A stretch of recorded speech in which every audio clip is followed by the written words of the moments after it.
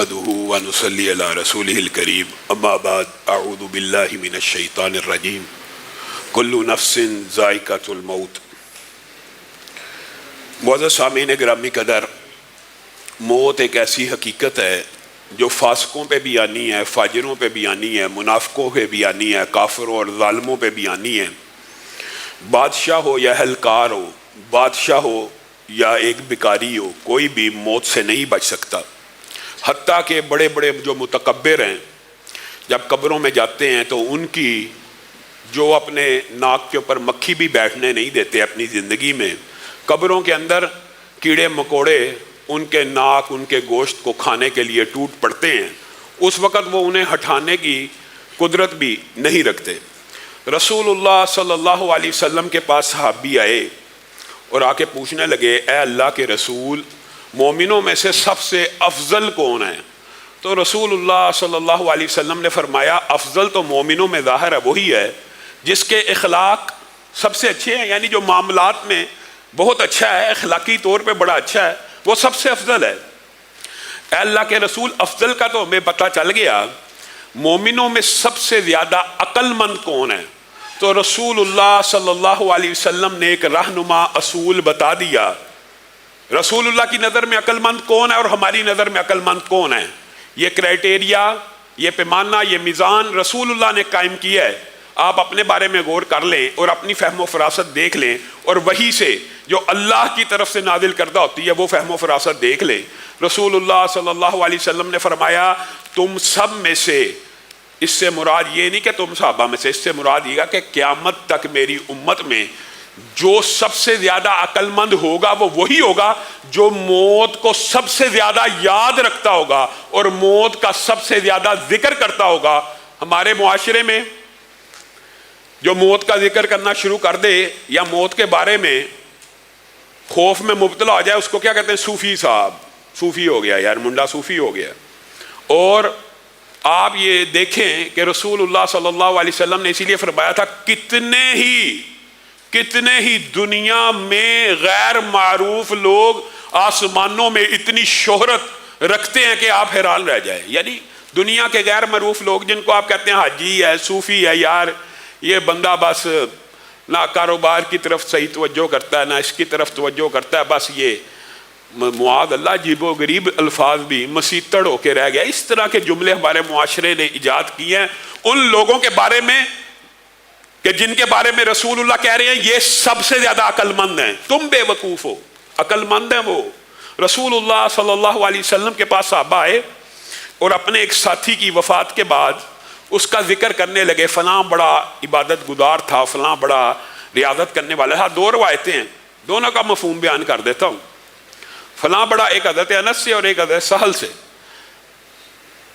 نبی کریم صلی اللہ علیہ وسلم کو آ کے کہنے لگے وہ بڑا عبادت گزار تھا، وہ بڑی ریاضتیں کرنے والا تھا، وہ بڑی محنتیں کرنے والا تھا۔ تو رسول اللہ صلی اللہ علیہ وسلم نے کہا، اچھا تم اس بندے کے بارے میں یہ بات کر رہے ہو، میں تم سے ایک سوال پوچھتا ہوں، وہ اپنی زندگی میں جب تک زندہ رہا تمہارے سامنے کتنی مرتبہ موت کا ذکر کر کے گیا؟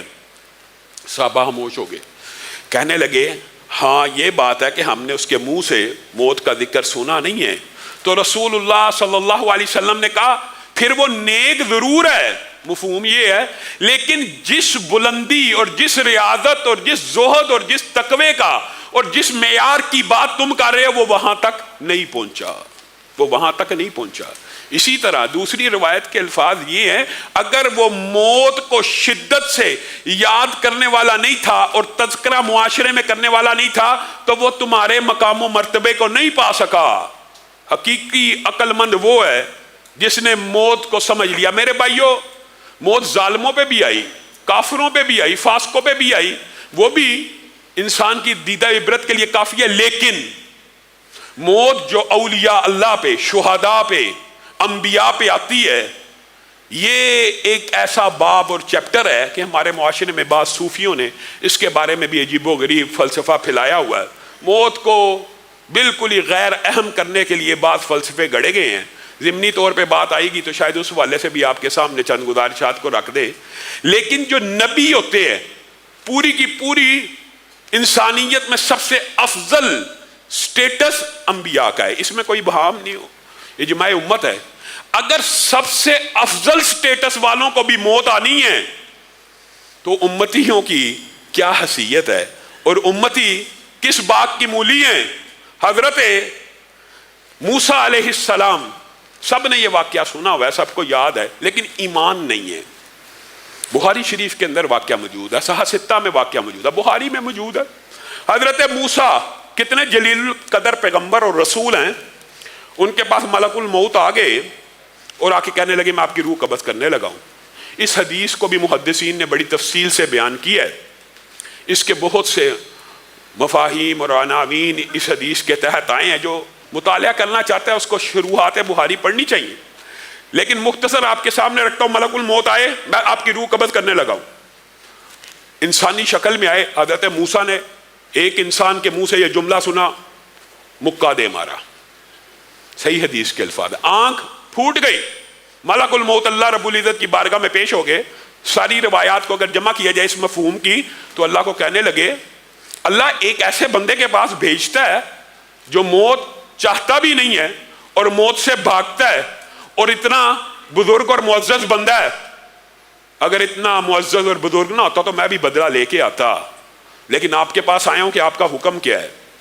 اللہ رب العزت نے آنکھ کو واپس کیا اور کہا معزز بندہ ہے, اس کے پاس جا اور اس سے پوچھ کہ کتنی زندگی چاہتا ہے. ایک بیل کو تیرے سامنے کھڑا کرتے ہیں, اس کے نیچے ہاتھ کو پھیر دے, اس کے اوپر ہاتھ کو پھیر دے, جتنے بال تیرے ہاتھ کے نیچے آ جائیں گے ہر بال کے بدلے میں 1 سال بڑھا دیا جائے گا. اب حضرت موسیٰ کو اتنی دیر میں سارے کے سارے وقفہ پڑ گیا, سوچا, غور و فکر کر رہے ہیں. آگے فرشتے نے جب دوبارہ کہا کہ اللہ تعالیٰ نے یہ آپشن پیش کیا, جتنا زندہ رہنا چاہتے ہیں رہ لیں, ہاتھ پھیریں, جتنی زندگی چاہتے ہیں. اس کے بعد کیا؟ اس کے بعد بھی موت ہے. اتنے بالوں کے بعد موت کا ذائقہ چکھنا ہی ہے. جی ہاں, چکھنا ہی ہے. تو پھر میں ابھی موت کو قبول کرتا ہوں. محدثین نے اس کے نیچے جو باب لکھے کہ یہ جو فرشتے کو مقام دے مارا, بنیادی طور پہ انسانی فطرت کے مطابق تھا. فرشتہ انسانی شکل میں آیا تھا. حضرت موسیٰ نہیں جج کر سکے کہ ایک انسان میرے سامنے آ کے کہہ رہا میں تیری جان نکالوں گا. اور بعد محدثین نے یہ بھی لکھا کہ فرشتوں کو بھی یہ تنبیہ کر دی گئی, اور ملک الموت کی بھی یہ آزمائش تھی کہ نبی کے پاس جا کے اس کو بتانا نہیں ہے کہ میں روح قبض کرنے آیا ہوں, اس سے اجازت لینی ہے کہ کیا میں آپ کی روح قبض کر لوں, آپ اس بارے میں کیا, یعنی اطلاع کر دی جائے. یہ صرف معاملہ نبیوں کے ساتھ آتا ہے کہ ان کو پہلے اطلاع کر دی جاتی ہے. رسول اللہ صلی اللہ علیہ وسلم کی حدیث بھی اس بارے کے اوپر دلالت کرتی ہے. مجھے بتائیے, جلیل القدر پیغمبر ہے, رسول ہے, موت سے بچ گئے؟ نہیں بچے. فلما قضینا علیہ الموت ما دلہم علی موتہ الا دابۃ الارض. بتائیے حضرت سلیمان کا جو قصہ اللہ رب العزت نے کلام حمید میں بیان کیا کہ جب ان کے اوپر موت آئی تو کسی کو ان کی موت کی خبر بھی نہ ہو سکی. ما دلہم علی موتہ الا دابۃ الارض تاکل من سأتہ. یہاں تک کہ دیمک نے ان کی لاٹھی کو کھا لیا. لاٹھی جب پوری کی پوری دیمک سے کھائی گئی تو موسیٰ, حضرت سلیمان, خرہ کا لفظ موجود ہے, گر پڑے.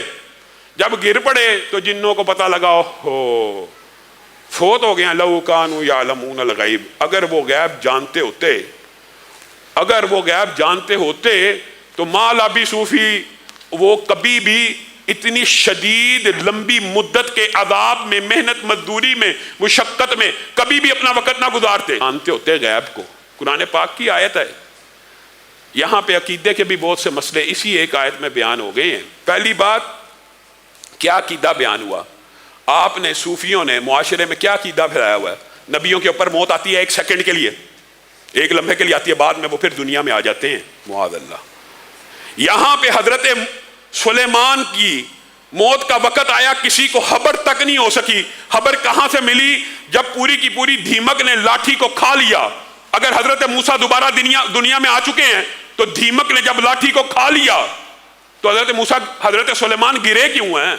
حضرت سلیمان کو وہاں پہ لاٹھی کے کھا جانے کے بعد گرنا نہیں تھا چاہیے اگر زندہ تھے. اور پھر یہ کتنا بد عقیدہ ہے, عقیدگی کی بات ہے کہ نبی زندہ ہوتے ہیں تو کیا زندوں کے اوپر مٹی ڈال دی جاتی ہے؟ میرے بھائیوں بات آئی ہے ضمنی طور پہ تو یہ بھی سمجھ لیجئے، اگر حضرت موسیٰ موت سے نہیں بچے، حضرت سلیمان کا قصہ اللہ رب العزت نے اتنی تفصیل سے پوری آیت رکھ کے بتا دیا کہ گر بھی گئے، لاٹھی نکالی گر گئے، کون گرا؟ نبی۔ یہ کہتے ہیں کہ وہ دنیا میں سب کو سہارا دیتے ہیں، وہ خود گر گئے، پھر ہمارے پر توہین کے الزامات لگاتے ہیں، ہم نہیں کہہ رہے اللہ کہہ رہے، لاٹھی کو دیمک نے کھایا تو گر گئے۔ اور جنوں نے بھی عقیدہ بیان کیا، اور اللہ نے بھی عقیدہ بیان کیا جن کے بارے میں تم گمان کرتے ہو کہ جنات غیب کا علم جانتے ہیں، جنات ماضی کی باتیں جانتے ہیں، جو آپ کے ساتھ جن آپ کی ماضی کی بات جانتا ہے، جو کاہن کے پاس جن ہے اس کو وہ بتا دیتا ہے، اس لیے یہ کھا کے آیا، یہ پی کے آیا، یہ کہاں، مستقبل کی وہ بھی نہیں جانتے۔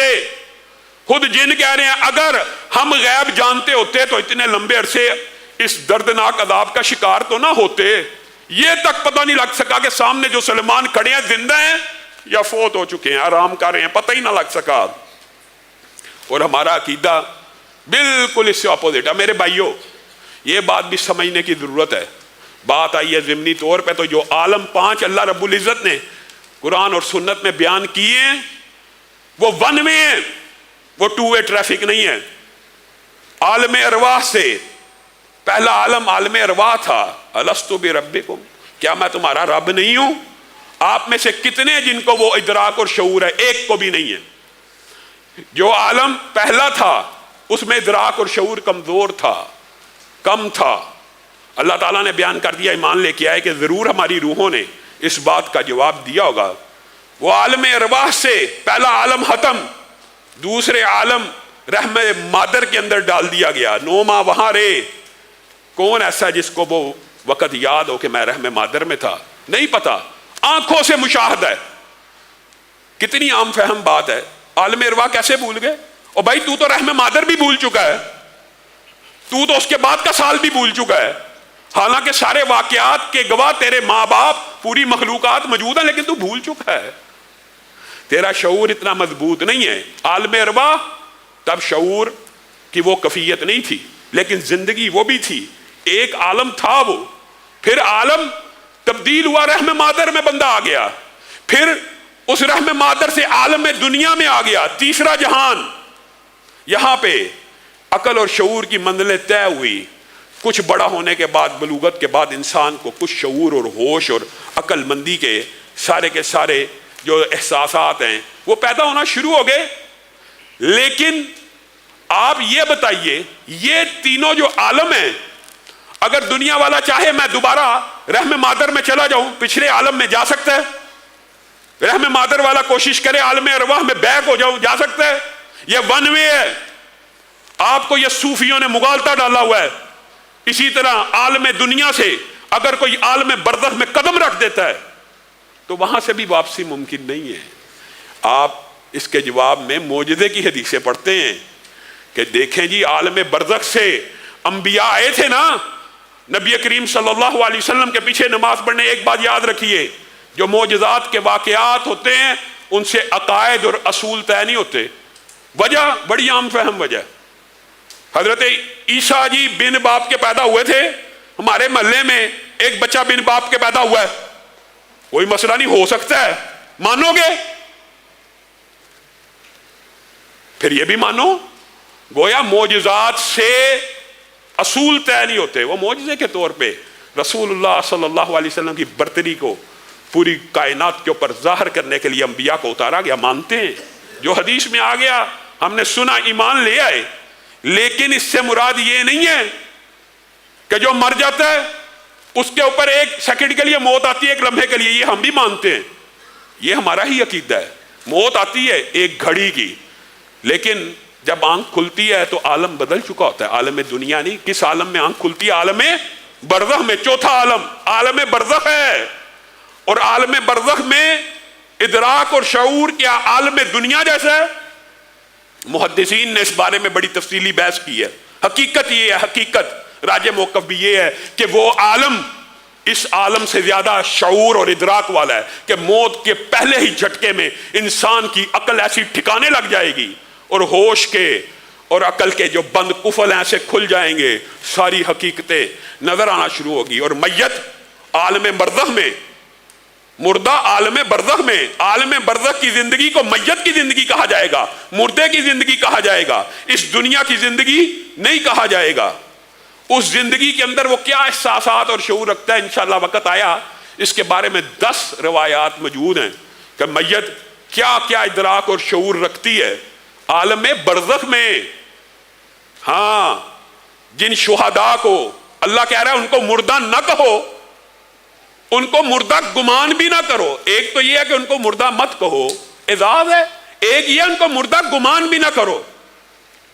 ایک آیت کے اندر ہے تم جانتے نہیں وہ کیسی برزخی زندگی گزار رہے ہیں، اور اس کی تشریحات دوسری حدیثوں میں موجود ہے کہ عرش کے نیچے پرندوں کے کالب میں، سبز رنگ کی مندیلوں میں ان کے روحوں کو پرندوں کے کالب میں ڈھال دیا گیا۔ تفصیلات بھی موجود ہیں۔ اور دوسری آیت میں عند ربہم یرزقون، اپنے رب کے پاس کھاتے اور پیتے بھی ہیں۔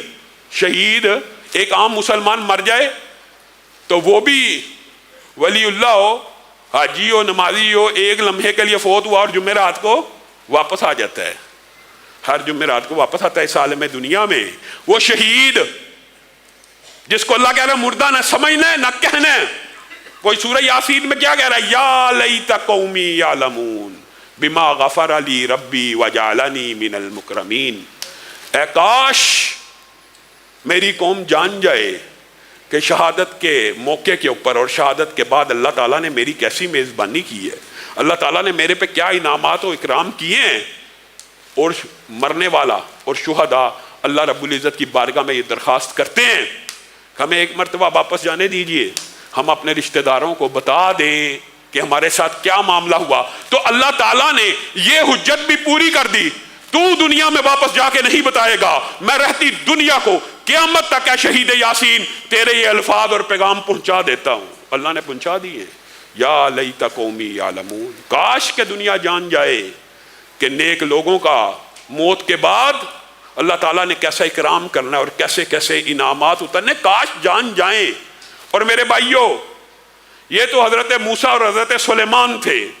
کائنات کے اندر شعراء نے اشعار بھی لکھے اور فلسفہ بھی بیان کیا۔ اللہ کی قسم، موت سے اگر کسی کو پاک بنانا ہوتا کائنات میں، مخلوقات میں، تو اس ہستی کو، اس ذات کو بنایا جاتا کہ بعدد خدا بزرگ تو یہ قصہ مختصر کہ کائنات میں ہر شے مخلوق ہے اللہ کے علاوہ، اور مخلوقات کے اگر کوئی سردار ہیں تو حضرت محمد الرسول اللہ صلی اللہ علیہ وسلم۔ اگر موت سے پاک بنانا ہوتا تو کائنات کے اس امام اور اس نبی کو بنایا جاتا۔ اور احادیث اس بات کے اوپر دلالت کرتی ہیں کہ جیسے رسول اللہ صلی اللہ علیہ وسلم اپنے وفات سے پہلے صحابہ کو بیان کرتے تھے کہ انبیاء کو اختیار دیا جاتا ہے کہ اللہ رب پوچھا جاتا ہے موت کے وقت آپ اللہ کی طرف جانے والے ہیں، ان کو ان کا جنت کا مقام بھی دکھایا جاتا ہے۔ حتیٰ کہ رسول اللہ صلی اللہ علیہ وسلم نے فرمایا مجھے تو ایک بہت اونچا مقام بادلوں جیسا بڑا خوبصورت دکھایا گیا۔ میں نے پوچھا جبریل امین سے یہ کون سا مقام ہے؟ کہا یہی تو آپ کا مقام ہے، آپ کی وفات کے بعد یہی تو آپ کا مقام ہے۔ کہا مجھے ادھر داخل ہونے دیجئے۔ تو جبریل امین نے کہا بھی کچھ وقت باقی ہے۔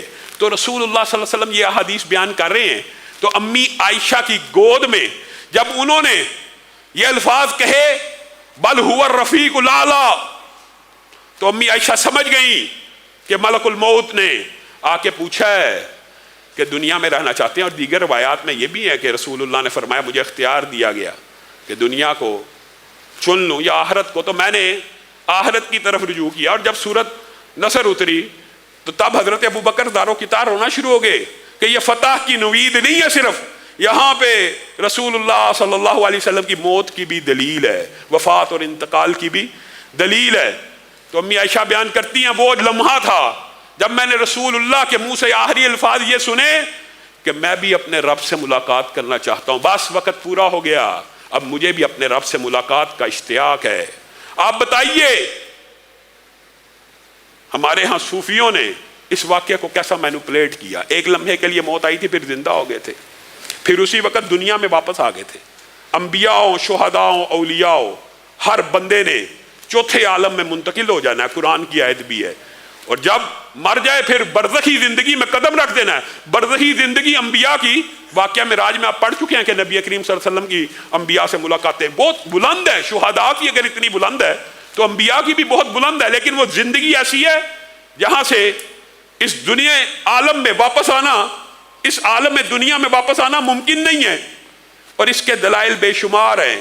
لیکن آپ یہ بات بتلائیے کہ یہ جو امت کے لیے سب سے بڑا غم کا وقت تھا، حضرت فاطمہ روتی تھی اور کہتی تھی جبریل کو خبر دیتی ہوں آج کے بعد جبریل وہی لے کے کس کے اوپر اترے گا. ہائے میرے بابا فوت ہو گیا نا، تم نے کیسے گوارا کیا کہ میرے باپ کے اوپر مٹی پھینکتے تھے، تم نے کیسے گوارا کیا میرے باپ کے اوپر مٹی پھینکتے تھے. آج کل ذرا غور کیجئے، ہمارا کوئی لیڈر ہو، مذہبی رہنما ہو، سب سے زیادہ عقیدت انبیاء کے وارثوں سے ہوتی ہے. لوگوں کو اللہ کی طرف سے اللہ تعالیٰ محبت دلوں میں ڈالتا ہے.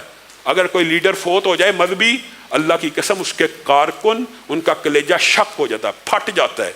آپ اس بات کے اوپر ذرا غور کریں. آج بھی علامہ شہید کا، سید داؤد غزنوی کا، سید اسماعیل شہید کا، اپنے اسلاف کا نام لیتے ہیں تو آنکھوں سے آنسو آ جاتے ہیں. وہ عظیم الشان اور جلیل القدر پیغمبر جب دنیا سے چلا گیا، صحابہ زاروں کتار رو رہے ہیں، حضرت فاطمہ رو رہی ہیں، حضرت عمر معاذ اللہ توہین مقصود نہیں ہے، لیکن اس وقت ہوش و حواس مکمل برقرار نہیں رہے، کھڑے ہو گئے، خبردار رسول اللہ فوت نہیں ہو سکتے. یہ وہ عقیدہ تھا صوفیوں کا جو آج اپنایا گیا. اسی وقت یہ اشکال ان کو بھی پڑ گیا، رسول اللہ فوت ہو گئے، رسول اللہ فوت نہیں ہو سکتے. اس وقت حضرت ابو بکر نے امت کو عقیدہ سلیم دیا جس کے اوپر امت کا اجماع ہو گیا. وما جعلنا لبشر من قبلک الخلد افإن مت فهم الخالدون انک میت وانہم میتون. اے اللہ کے رسول، آپ سے پہلے بھی کسی بشر کو ہم نے ہمیشہ کی زندگی نہیں دی. اگر آپ فوت ہو جائیں گے تو کیا یہ دنیا میں زندہ رہ جائیں گے؟ انک میتون، آپ بھی فوت ہونے والے ہیں. اور انہوں نے بھی سب کے سب نے فوت ہو کے اپنے رب کی بارگاہ میں پیش ہو جانا ہے. اور حضرت ابو بکر نے جس جوش اور جذبے کے ساتھ یہ خطبہ دیا، صحابہ جو حضرت عمر کی گفتگو سن کے کچھ اطمینان کی کیفیت میں آگے کہ رسول اللہ صلی اللہ علیہ وسلم ابھی ہمارے درمیان موجود ہیں. حضرت عمر نے کہا جس نے کہا فوت ہو گیا گردن اڑا دوں گا. حضرت ابو بکر جو نرم ہے امت کے اوپر، اس دن حضرت عمر سے سختی کی، بیٹھ جا. من کان یعبد محمدا فإن محمدا قد مات. جو کوئی محمد صلی اللہ علیہ وسلم کی عبادت کرتا تھا وہ سن لے، محمد صلی اللہ علیہ وسلم دنیا سے چلے گئے. من کان یعبد اللہ فإن اللہ حی لا یموت. اور جو اپنے رب کی عبادت کرتا ہے وہ جان لے اس کا رب ہمیشہ زندہ رہنے والا ہے اور اس کو موت نہیں آنی. وما محمد الا رسول قد خلت من قبلہ الرسل افإن مات او قتل انقلبتم علی اعقابکم. محمد بھی اللہ کے ایک رسول تھے، جس طرح پہلے رسول آئے، اگر وہ فوت ہو جائیں یا شہید کر دیے جائیں اپنے قدموں پہ پھر جاؤ گے، اور جو پھر جائے گا وہ اللہ کو کوئی نقصان نہیں پہنچا سکتا، وہ اپنے ایمان کا بیڑا غرق کرے گا. کائنات کی سب سے افضل ہستی دنیا سے چلی گئی. صوفیوں نے کیسے من گھڑت پراپوگنڈے کیے. ایک لمحے کے لیے آئے تھے، ایک لمحے کے لیے وقت آیا تھا، پھر دنیا میں زندہ ہو کے آ گئے. عمر شہید ہو گئے، عثمان شہید ہو گئے، علی شہید ہو گئے، نواسہ شہید ہو گیا. کسی بعد میں امت میں کسی کی رہنمائی کرنے کے لیے دنیا میں اتنے بڑے مسئلے اور مسائل کی وجہ سے تو نہیں آئے. 400 سال بعد ایک بندے نے کہا میرے پاس آئے تھے. حضرت ابو بکر کے پاس تو نہیں آئے، حضرت عمر کے پاس نہیں آئے، حضرت عثمان کے پاس نہیں آئے، حضرت علی کے پاس نہیں آئے، حسن و حسین کے پاس نہیں آئے. یہ صوفیوں کے خیموں میں اور صوفیوں کے مراقبوں میں، معاذ اللہ، یہ کیا فلسفہ ہے؟ یہ دین اسلام کی جڑوں کو ہلا دینے والا فلسفہ ہے، موت سے غافل کر دینے والا فلسفہ ہے، موت کی حقیقت اور ادراک کو ختم کر دینے والا فلسفہ. میرے بھائیوں، اگر مرنے کے بعد بارہا دنیا میں واپس ہی آنا ہوتا تو اللہ نے اتنے انگنت نبی بھیجے کیوں؟ ایک ہی نبی جاتے، ایک ہی نبی جاتے، وہی واپس آ جاتے، وہی جاتے، وہی آ جاتے. تجربہ بھی بڑھ جاتا، ایکسپیرینس بھی ہو جاتا، تبلیغ کا بھی تجربہ بڑھ جاتا. اللہ نے انسان کو جن عالموں پہ پیدا کیا ہے ان میں ون وے ٹریفک ہے، اور یہ میں اپنی طرف سے نہیں کہہ رہا، یہ قرآن کی متعدد آیات ہیں۔ اور اس عالم برزخ کے بعد جو عالم آخرت ہے، وہاں جانے کے بعد بھی کبھی انسان آخرت سے برزخ میں نہیں آ سکتا، برزخ کا بندہ دنیا میں نہیں آ سکتا، دنیا کا بندہ رحم مادر میں نہیں جا سکتا، رحم مادر والا عالم ارواح میں واپس نہیں جا سکتا۔ یہ کتنی عام فہم بات ہے، سیدھی سچی بات ہے۔ قرآن پاک میں متعدد آیتیں موجود ہے، ربنا اخرجنا منہا فإن عدنا فإنا ظالمون۔ آخرت والا بھی کیا پکار رہا ہوگا، ایک مرتبہ اس عذاب سے نکال دے، واپس بھیج دے، واپسی ہوگی؟ کسی کی واپسی نہیں ہے، ون وے ٹریفک ہے۔ اور اس ون وے ٹریفک کے اندر عقل اور شعور کے جو مدارج ہیں وہ بھی اسی طرح ہیں۔ میں یہ ذاتی سمجھتا ہوں ذاتی طور پہ کہ ان علماء کا موقف راجح ہے کہ عقل و شعور ہر عالم میں بڑھتا چلا جاتا ہے، بڑھتا چلا جاتا ہے۔ پہلے عالم میں کم تھا، رحم مادر میں کچھ بڑھا، عالم دنیا میں کچھ بڑھا، برزخ میں پورا عقل و شعور آ جاتا ہے، اور آخرت میں انسان کے عقل اور شعور کی کیفیت یہ ہوگی، وہ کہے گا یہ دنیا تو ایک خواب تھا، ایک خواب تھا۔ حقیقت وہ ہے، اصل زندگی وہ ہے۔ اللہ رب العزت جو کہا گیا، جو سنا گیا، اس کو سمجھنے کی توفیق عنایت فرمائے۔ سبحان ربک رب العزت عما یصفون وسلام